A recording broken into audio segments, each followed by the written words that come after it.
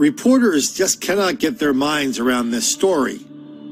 A little black girl in Alabama committed suicide the other day after being bullied by students at her school. Okay, that was the first day story and especially in a lot of places like the New York Post and even in the local press. That was the story. But if you read down and down and down and down and down, you came to the real story. They buried the lead. They were bullying her, harassing her, attacking her because they didn't like the fact that she had a white friend. She had a little white boy she hung around with at school. They taunted her mercilessly until she committed suicide because of her friendship with a white boy.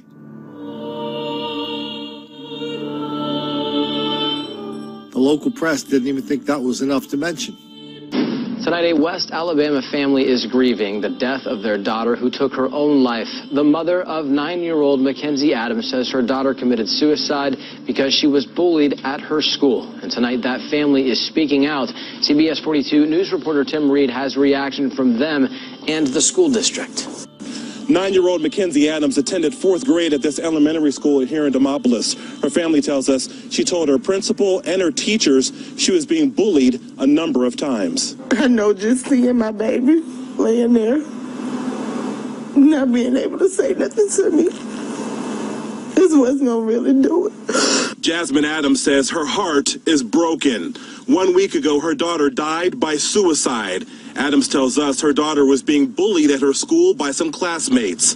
The 9-year-old's grandmother found her after she hung herself. Our trust was in them, that they would do the right thing.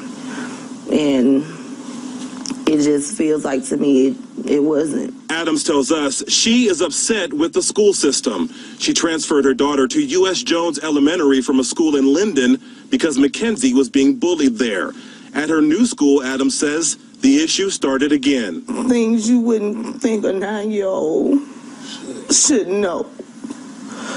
And before my baby could tell me some of the things that they had, said to her, I was just like, where are they learning this from? Demopolis City Schools attorney Alex Braswell says the case is under investigation. We have provided grief counselors, crisis counselors at the schools, ministers, youth ministers have been on campus. That was my angel. She was a straight-A student, very smart. Funeral services for Mackenzie Adams will take place here at her school next Saturday. Just the other day, we did a story about an NPR podcast about a black woman who wrote a book about child abuse and physical corporal punishment in black homes. She said the overwhelming majority of black parents spank their children, and in lots of cases it goes beyond spanking into child abuse.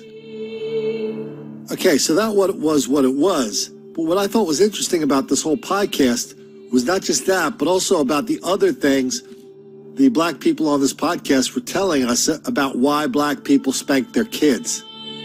They said they spank their kids because the parents are constantly telling them if they don't learn how to behave, white people are going to kill them.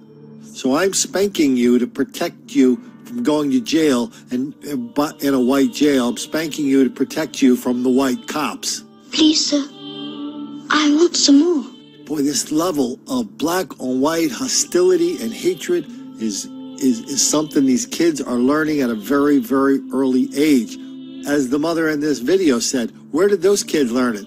These little kids were going around yelling at this girl for hanging around with white people. That was a sin, an unforgivable sin.